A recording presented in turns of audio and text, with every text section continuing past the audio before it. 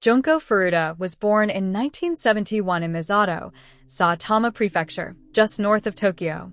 She grew up in a modest household with her parents and siblings. Those who knew her described her as a good girl, diligent, polite, and rarely rebellious. Unlike many teenagers who experimented with nightlife, smoking, or skipping school, Junko kept herself focused on her studies and her future. Teachers remembered her as a bright student who often volunteered to help others. Friends said she was cheerful and easy to be around. She dreamed of becoming a flight attendant, a profession that symbolized elegance, independence, and freedom. At only 17 years old, she had already secured a job offer at a major electronics company, something that filled her family with pride. For Junko, the future was just beginning. She represented innocence, hope, and hard work, qualities that would make the brutality of her murder all the more shocking to the world. To understand how her tragedy unfolded, it's important to know the climate of Japan in the 1980s. While the country was experiencing its famous economic bubble, crime among youth was also rising. The school system was competitive and social pressure was high. Some teenagers rebelled through violence, joining small street gangs that sometimes had ties to the Yakuza, Japan's organized crime syndicates. These young delinquents enjoyed a strange kind of protection. Many adults were reluctant to confront them out of fear. Yakuza involvement, whether real or exaggerated, made neighbors and even police tread carefully. In this atmosphere, the four boys who kidnapped Junko Furuta believed they could do as they pleased, and, for far too long, they were right. The men who had destroyed Junko's life were teenagers themselves, but their cruelty was far beyond their years. Hiroshi Miyano, 18, the ringleader, known for his violent temper and Yakuza connections. He had a reputation for assaulting women and bragged about his criminal ties. Nobuharu Minato, 16, his family's home became Junko's prison. His parents and brother knew she was there, yet fear kept them silent. Joe Ogura, 17, the most sadistic of the group, often escalating the torture. He reportedly bragged about the crime even after his release. Yasushi Watanabe, 17, though less dominant, he participated actively in the abuse and never tried to stop the others. They were teenagers emboldened by violence, their sense of consequence distorted by juvenile laws that shielded them from the full weight of punishment. On November 25, 1988, Junko finished her part-time job at a plastic molding factory and began riding her bicycle home. Unbeknownst to her, she was being stalked by Hiroshi Miyano and his friends. The plan was simple but cruel. Minato would knock her off her bike, and Miyano would pretend to be her savior. As planned, Minato kicked her, sending her tumbling to the ground. Miyano approached, acting concerned, offering to walk her home safely. Trusting him, Junko agreed.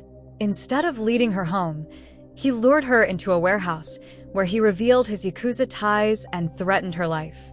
He then called his friends, and together they dragged her to the Minato family house in Iase, Tokyo. It was there that Junko's 44-day nightmare began. The Minato house appeared ordinary from the outside. Inside, it became a prison.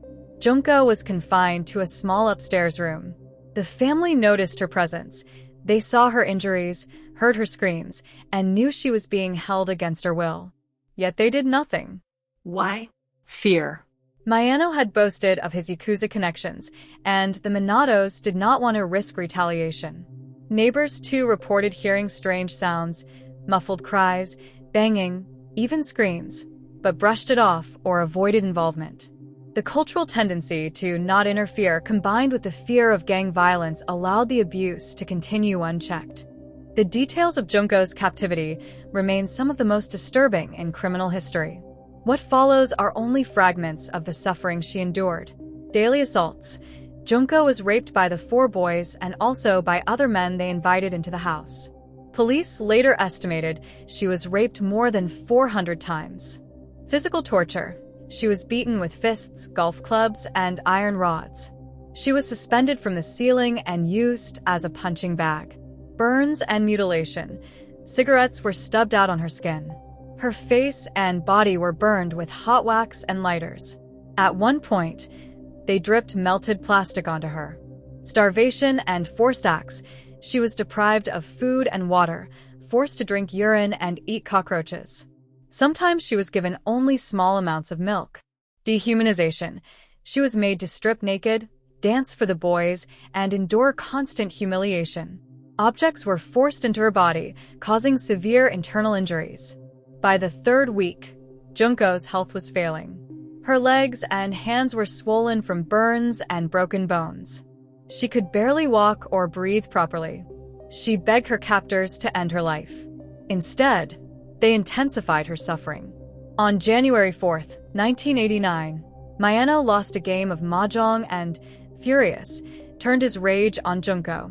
He beat her with an iron barbell, set her on fire again, and left her mutilated. That night, Junko succumbed to her injuries. After 44 days of torture, her ordeal was finally over. The boys panicked. They wrapped her body in blankets, stuffed her into a 55-gallon oil drum, filled it with concrete, and abandoned it at a construction site in Koto, Tokyo. For weeks, Junko's family had no idea what happened to her.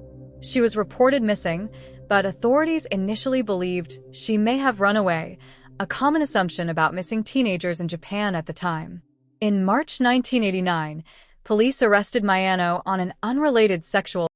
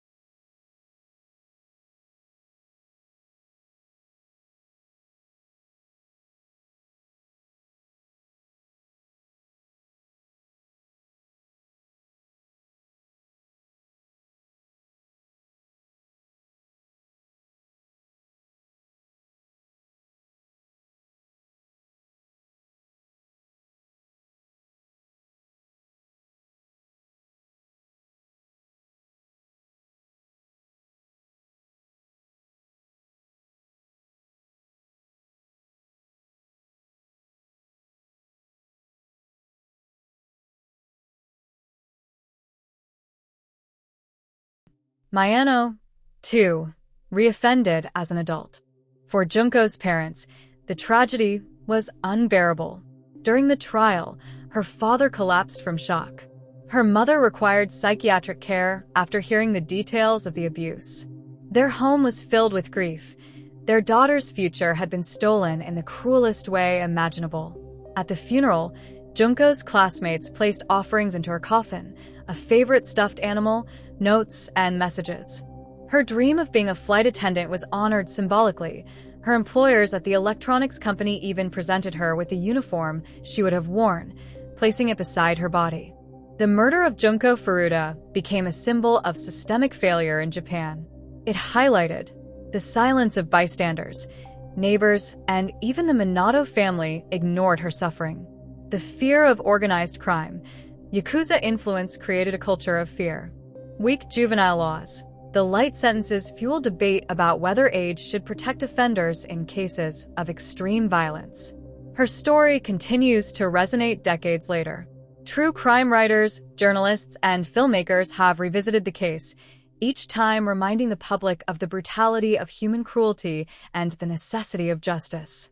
Junko Furuta is remembered not just as a victim, but as a young woman who endured unimaginable suffering with unimaginable strength. Her story remains one of the darkest chapters in modern criminal history.